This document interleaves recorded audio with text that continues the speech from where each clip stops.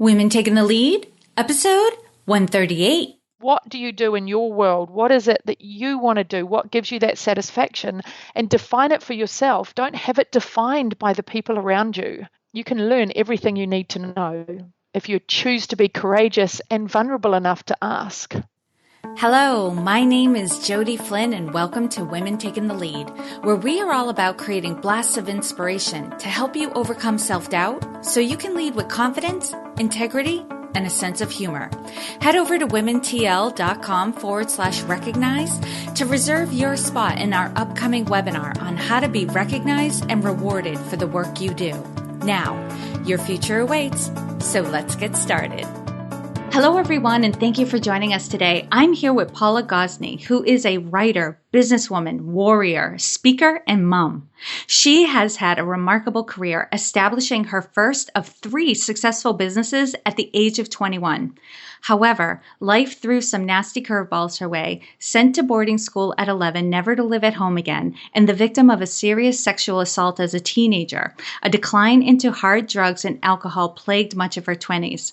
In Paula's pursuit of happiness, she spent hundreds of hours sitting at the feet of personal development masters, devouring anything that would help her through her personal pain.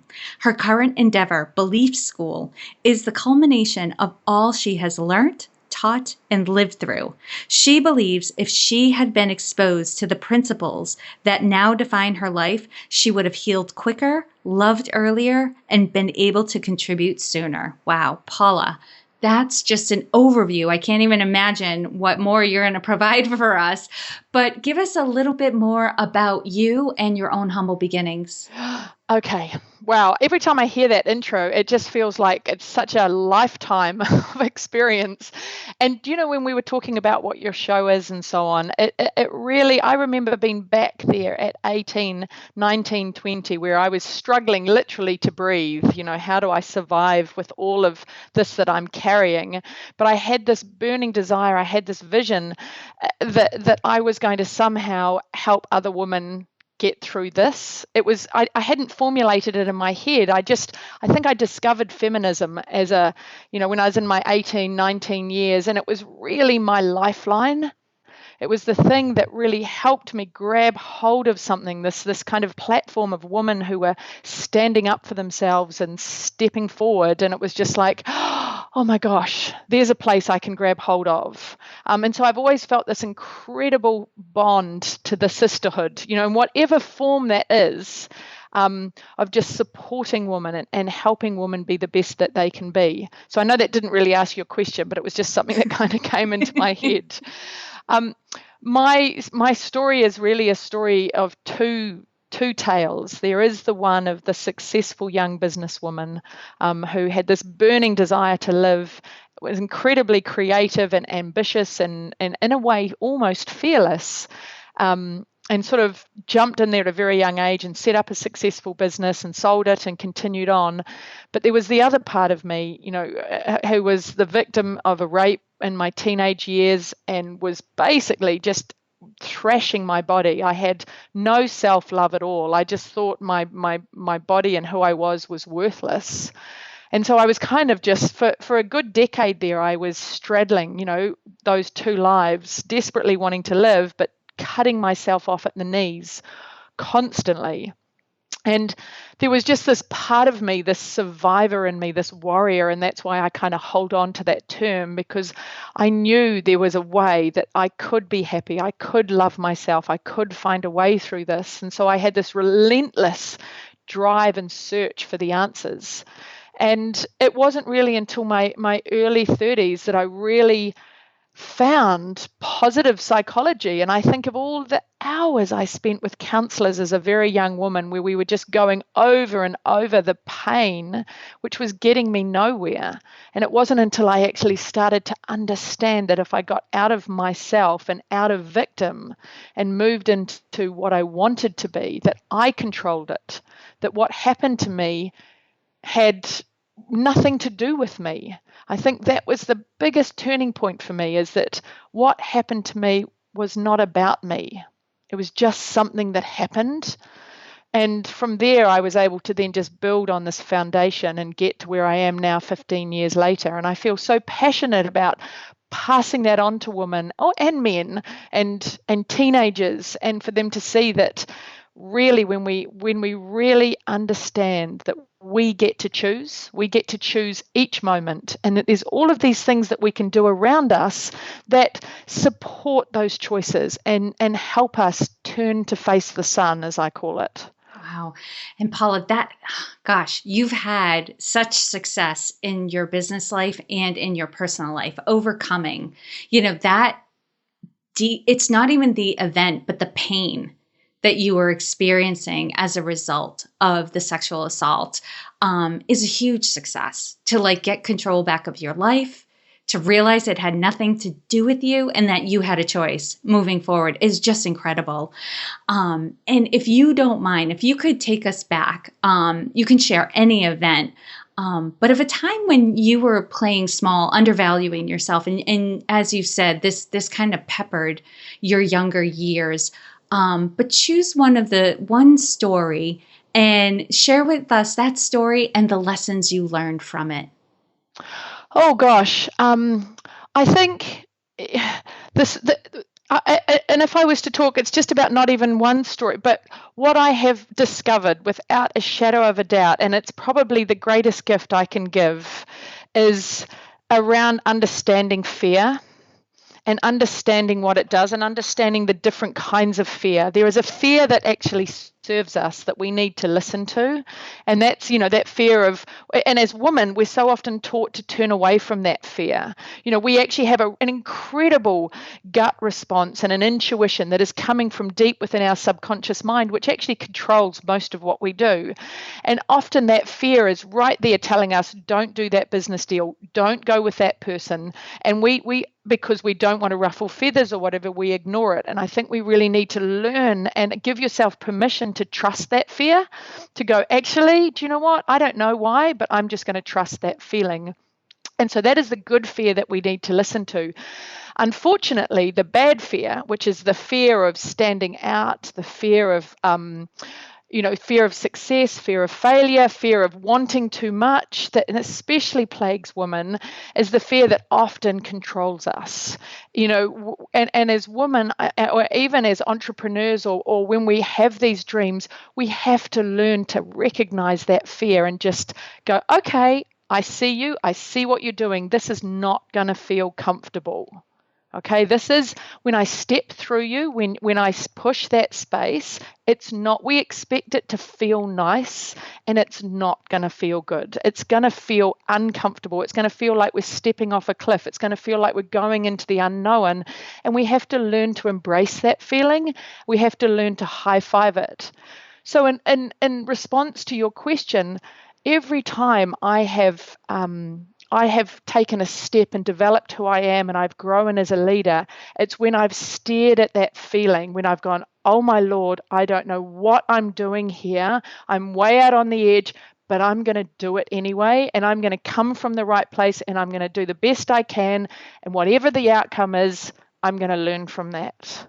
And so right down to when I was setting up my bicycle couriering company at 20, no idea what I was doing. I just stepped into that feeling. And that has served me. It serves me in relationships. It serves me in business. It serves me in, choices around creativity, is to learn to actually love that feeling. Paula, share with us an example from your life of when the bad fear almost took over, right? And held you back from doing something you were meant to do, but you overcame it. Okay, so I can even, I can make that with Belief School. So 2 years ago, I'd spent hundreds and hundreds of hours working with people one-on-one. The business I'd had previous to Belief School, I developed a very large sales team, and I'd spent an awful lot of time helping people face their fears and discover their greatness. And I was like, I was speaking on stages, I was, working with groups of 50, 100, right up to 5,000. And I was like, I know some stuff here. I know some things. There's some things here around personal belief. We so often think we need to get that externally, but it's actually an inside job. And I developed all of these tools on how to help people build that self-confidence. And I was like, how do I take this to the world? I'm a Mount Eden housewife. Yes, I've had some success, but really my businesses have been, kind of micro. And I'm going, I want to go to 10,000. I want to go to 100,000 people. And that little voice just sitting on my shoulder going, you're too old. I'm 46. I was 46 at the time. Who do you think you are? You don't have a psychology degree. Da, da, da, da, da, da, da. It was just relentless. And I just had this burning desire to create Belief School. And I did exactly that. I went, okay, I can listen to all of this and I will never create this. And so I just sat down, I shut everything off, and in 3 months I wrote Belief School from the beginning to the end. And then I went out and got some funding to start building it. And it was all through that process. I would love to say, right up until the launch, I was like, right. All the time I had to constantly I call him the little evil man sitting on my shoulder. Yes. I had to bat him off my shoulder, just smack him down. And, and it's just like, okay, right, I get it. I'm going to do it anyway. Yeah. So that bad fear, that inner critic or the critic sitting on your shoulder, we've talked about on the show before, imposter syndrome, that voice in your head that really its message is you're not good enough. Who do you think you are? Right. Whenever we're about to go big, really, bring our gifts to the world and we're afraid that we're going to be rejected. That part of our brain, that mechanism in our brain is right there. And it's important to distinguish what's going on there from, an intuition that tells you to, not protect yourself, but more like to stay safe, like be wise, be alert of your surroundings. When you get that niggling, the hair on the back of your neck goes up, that's a different type of fear. And it's important to distinguish between the two so you know what to do. And when we break down what that bad fear is, if we actually think about it, one of the great steps for all of us to make is to understand that we are not the voices in our head. And I think this is we have that constant dialogue, that chatter that is going on in our head. And if I could give you a book to your readers to read, who, if they're interested in it, The Untethered Soul by Michael Singer, it's absolutely brilliant and really allowing you to get a handle on that negative chatter in your head. But if we understand what that chatter is about, it's just a constant dialogue in our head where our conscious mind is trying to give us a sense of control. We constantly talk about things and but it's not who we are. Who we are is the person who gets up in the morning. So we might have a constant dialogue in our head saying, I'm tired, I don't want to get up, I hate mornings, this is hard. But we get up and we follow through and we do what we say we're going to do. That's actually who we are. And it's a really great exercise to really start to get some awareness around that dialogue and stop letting us believe that it is actually defining who we are, because it's not. Who we are is the mother, the friend, the leader, the creator, the nurturer, the warrior. Who we are is our track record of what we have done for the last 40 years. I'm a survivor and I refuse to feel shame. I feel nothing but pride for what I've been through and who I've become. And it's not about hiding. I had, 5, 6, 10 years there where I did some terrible things, but I was doing the best I could with what I had at the time. And I think we all do that. And I think it's one of the things as women that we really need to rip that cloak of shame off, or that we're not good enough. And actually, I call it celebrate our broken bits. And as women, we need to celebrate each other's broken bits and stop the righteousness and stop the blaming and actually hold each other up, because we're bloody awesome. Amen. No, Paula, that's a great segue, because what I'm interested in next is a time in your life when you had an aha moment or a wake up call, and it could have happened all of a sudden, or had been a slow awakening, but at some moment you decided to take some action. Take us back to that moment and share with us the story and the steps that you took that led to your success. Oh, I was that you were saying two things there, and I actually went down a whole thought process, which wasn't necessarily about a success, but it was a real aha moment for me. I was in my late 20s, and I was it was what I call my dark days. I had my behavior, as I said, had been torn between these two worlds, and really in the last few years, my drug use had got very dangerous, and I was I had people dying around me. Things were a mess. And I had this, there was this moment where I was actually sitting in my car, and it was a convertible in Sydney, and it sounds ridiculous, but the clouds actually parted and the sun shone down on my shoulders, and I was whistling, and I just had this most incredible feeling. It was when that moment of like, I get to choose this. What are you choosing? It was the most profound moment probably in my life, where I looked back and I looked forward, and I stepped into the space of, I get to choose. What are you choosing, Paula? And it was just the most empowering feeling. And I think of whoever is listening to this, it's like the moment we stop blaming, the moment we stop the victim story, and it can be big victim or little victim. I had a big victim story. I could stand on my soapbox and get away with anything, but we have little stories all the time. It's too hard for me. I'm too old. I'm too shy. I don't have enough money. My family doesn't support me. We have all of this stuff going on, and everyone does. But the moment we move out of that and we go, yep, maybe my choices aren't beautiful right now, but I still get to choose. We move into this incredibly powerful place when we totally and utterly take responsibility for where we are. We then become creative. It's an incredible change that happens, that when we just go, I get to choose. We can talk about that with our relationships. I still get to choose. Do I stay in this marriage or do I don't? Or do I not? And it's like, I get to choose. Do I stay in this job or do I not? Then we become creative. We become solution focused, and we become powerful. Mm-hmm. Yeah, it's oftentimes we get stuck and we don't know what to do, or we feel like we can't do anything when we've given our power away. And oftentimes when my clients are in that place, I'll ask them, what's something small? I don't care how small. What do you have control over in this situation? What can you do? And as soon as they start focusing on what they can do and where they can make a difference in the situation, they start getting their power back. And all of a sudden they're like, I can do this. Yep. I can do that. I can do this. So you're absolutely right. If you give away your power, your creativity shuts down as well, because you've told your brain, there's nothing we can do here. So stop thinking about this. Stay stuck. Totally. And we put so much energy focusing on the problem, and we actually just create more of it. That's that whole idea of we actually get what we focus on. And we often think we're trying to focus on a solution, but we're not. We're just stuck in this victim place in our head, feeling like we're powerless. Whereas the moment we start focusing on, well, what do I actually want? Then we start, our brains and our bodies and our choices, everything we do starts moving towards that.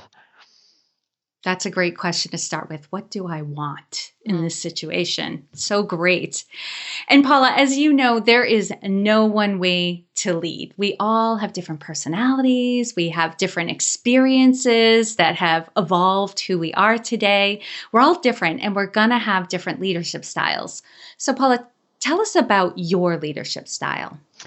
Oh, so that's a great question. And I think leadership, and especially for women to really step into this space, without a shadow of a doubt, I live by the Gandhi quote, be the change you want to see in the world.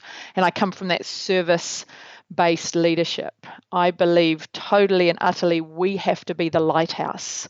We have to light the way in the dark. And so, and the most powerful way of doing that is by who we are being. And we can't just turn that on and off. I'm not saying we're perfect. I'm certainly not perfect. But And part of that is even in the vulnerability, making mistakes, owning them, focusing on what you want. But that leadership has to come from who do I want the people around me to be? That's from my children, from my relationships, my business partners. Am I being that person? Who am I being? And when we are totally focused on who we are being and how we are operating in the world around us just falls in with us. Mm-hmm. Another great question to start with: who am I being right now? What do I want? What came out of the last one? Yeah. And who am I being in this situation? Because I was just, we just had Nicole Hoagland on in episode 137. Mm-hmm. And we talked about how what you put out comes back at you. Yeah. So you want to think about, what do you want to put out there? And who do you need to be to put that out there? Like, what energy are you putting out there? So that is perfect. Like, who do I need to be in this situation? And we can see this, we can see it in our micro lives, in our immediate relationships so clearly. If you're wanting to know what beliefs you hold and how you are operating in the world and how you are actually showing up, just look around your life. Because it is a reflection of who you are being. And sometimes that's a really hard stock take to do. Like to actually go, oh, what are my relationships like? Because they are a reflection of who you are. And that's where I talk about that powerful place. There is no judgment in that statement whatsoever. I have nothing but respect for people who are able to go, do you know what? I don't like how I've been showing up, or I'm not doing this. I am going to change that, and I'm going to own it, and I'm going to move forward. And so you can see that in your business dealings and the relationships with your children's and your friend. Do people let you down? What happens? Because you are actually creating that by who you are being. Mm-hmm. It's moving from that blame and judgment and righteousness. I truly think that is one of the greatest poisons in our society at the moment. And all we're doing when we do that is we're deflecting pain.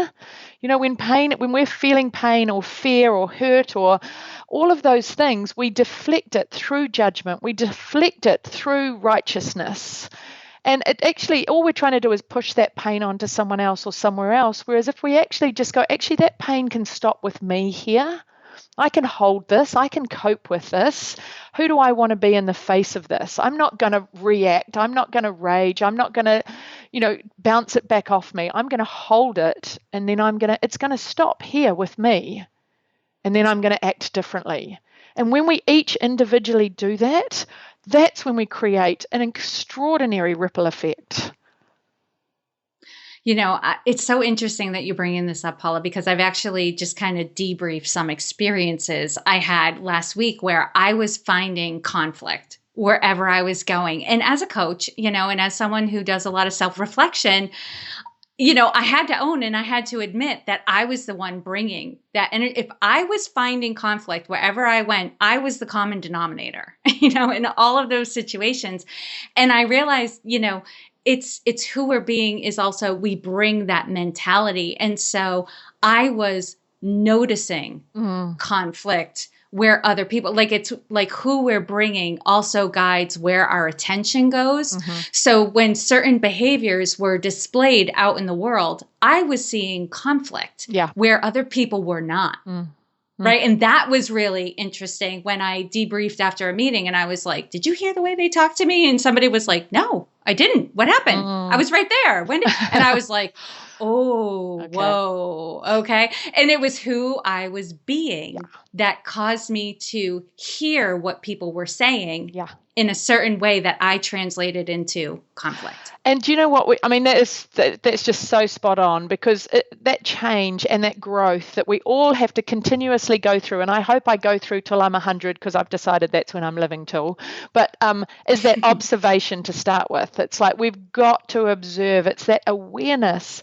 And then when we start going into it, it's like, okay, well, what is driving that for you? It's like, what belief are you holding? It's going to be there.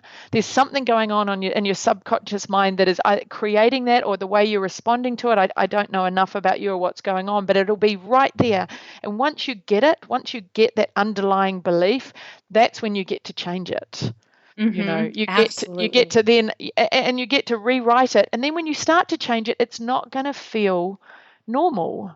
Do you know what I mean? It's like when we change some of those really deep held beliefs, we've really got to imitate it at first. And a lot of people go, oh, but that's not me. That's not how I be. And it's like, well, is how you're being serving you? Is it creating what you want?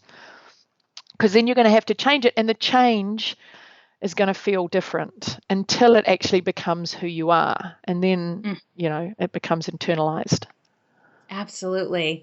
All right, Paula. I could like take this offline. We could talk all day, but we've got people here with us. So let me ask you, what is the biggest leadership or business challenge you're faced with right now? Oh gosh. So when I wrote Belief School, I kind of had in my mind that I was producing this tool which was really going to help people believe in themselves. And, it was going to cost me this amount of money and it was going to take me this time. Well, it's cost me about 10 times the money. And what I realize I have in my hands is I actually am in the middle of a potentially large scale digital startup. Right, we're up, we're running, we've got our pilots going. There's some really great stuff happening, but I have started working with a New Zealand's sort of premium digital development hub here in New Zealand, and I've become acutely aware that I need to be thinking bigger, way bigger, and that I have been operating in that kind of small, medium-sized business place, which is really comfortable, where I pretty much can handle everything.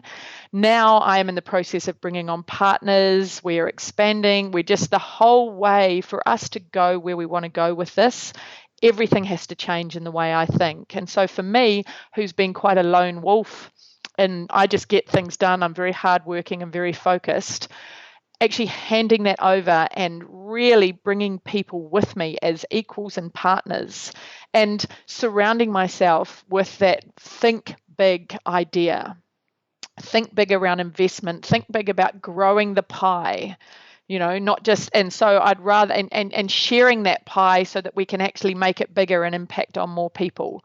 So that's been a real choice to surround myself with a whole different caliber of people, which I really feel like, I came from a world where I was a big fish and now I'm in a much bigger pond and I feel like a very little fish. And so, there's all of those things around fear and self-talk, and I'm using all of the tools that I have learned over the last, decades, really focusing on what I want, visualizing that success, getting control of my, my self-talk, giving more than I get. That's something that runs through everything I do. And it doesn't matter whether you're you're helping at the PTA at school or whether you're going to build a great big organization. If you come from a place of giving more than you get, you create a network of goodwill, and that network will serve you in ways that you just cannot even yet see. So that's probably the biggest challenge is moving from moving into a much bigger mindset and what is possible for us.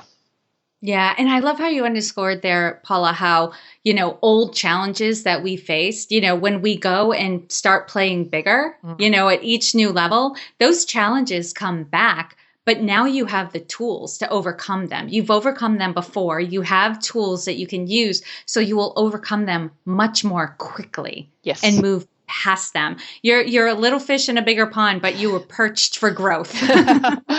Yeah, I think so. And I think as women, there is, I'm in my mid to late 40s, and there's this incredible brains trust of women. We have so much experience.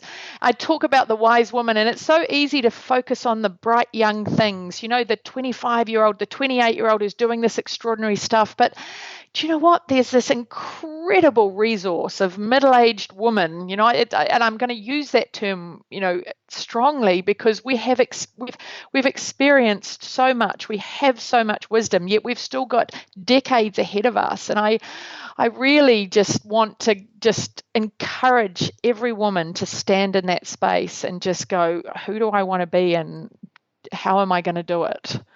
And if that means raising funds for your school, I'm not saying we all have to be, world break. It's what do you do in your world? What is it that you want to do? What gives you that satisfaction?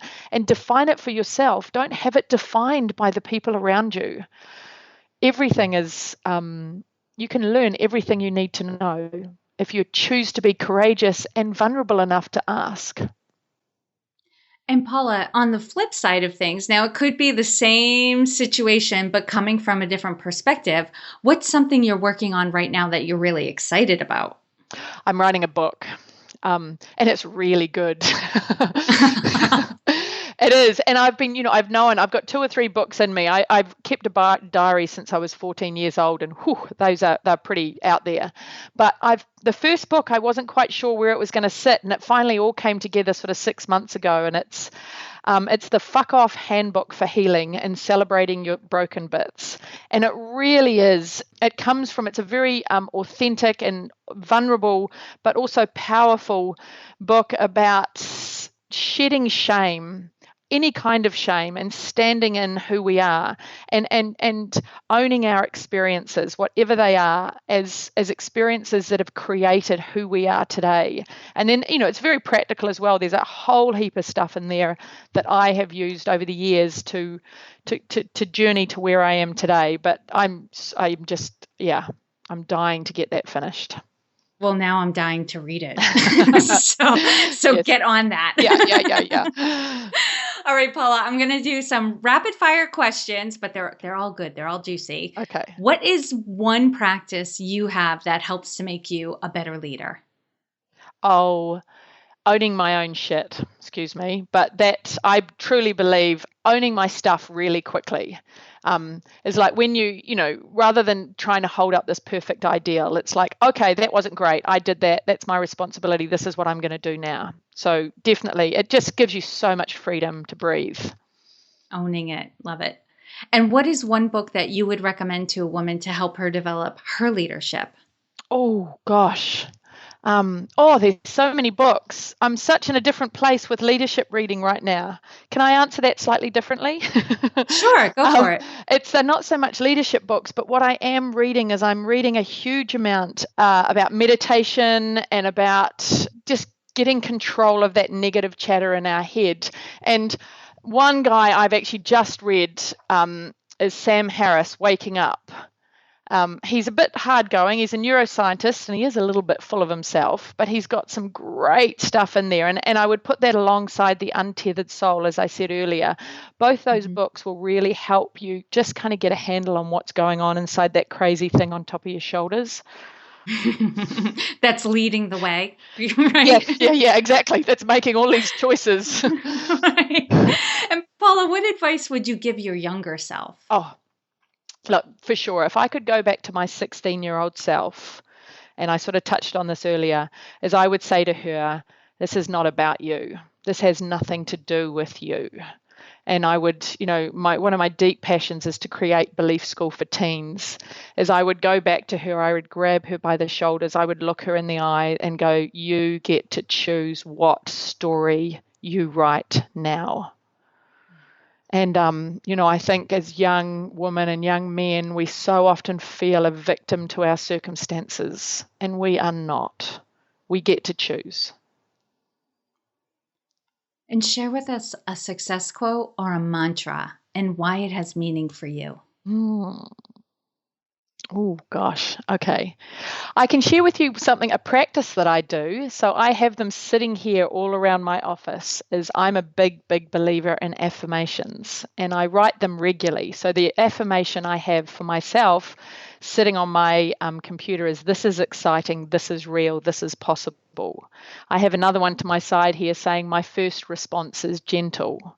So I think when we look at that, if we start to notice the things that we say to ourselves, like I'm too shy, or I'm not a great public speaker, and we turn those into our own personal success quotes, because when we create those affirmations that are speaking to our subconscious mind, and we watch them and we read them over and over again, that's when we start to rewrite those beliefs.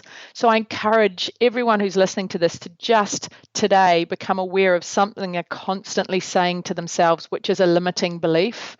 You'll notice it, it's right there, and then write your own success quote around that, which is the opposite. It's in the present state. I have a thing around time. I'm running out of time because I feel like I threw a decade of it away and I've got so much I want to do. And so I'm constantly telling myself, I have enough time. I'm going to create everything I want to create, and there's enough time for me to do it. And lastly, Paula, what is the best way for this community to connect with you? Definitely through Belief School. So www.beliefschool.com, and on Facebook. So that's probably where I'm the most active. But come along, sign up to our database. I've got pretty exciting blogs. If you want some interesting reading, go back and have a look at some of my historic blogs. They're not ways for the faint-hearted. So you can find me there for sure. I have a feeling the rough and hardy women, maybe rough and hardy isn't the exact, but hardy. Yes. There are some hardy women in this community. I think they would enjoy that. And for those of you who are listening, I know oftentimes you're listening while you're exercising or you're driving. You can find all the links and resources shared in this episode at womentakingthelead.com. So you'll be able to find Belief School and you'll be able to find Paula on Facebook. And Paula, thank you so much for taking the time to inspire and enlighten us. We are all better for having met you. Oh, thank you so much, Jodie. It was absolutely brilliant. You've been a great interview. You have an awesome week. Thank you for joining me on Women Taking the Lead. Are you ready to take the lead in your own life? Head over to womentl.com/recognized to reserve your spot in my upcoming webinar on how to be recognized and rewarded for the work that you do. And to strengthen you on your leadership journey, I'd like to send you off with a quote from Marianne Williamson.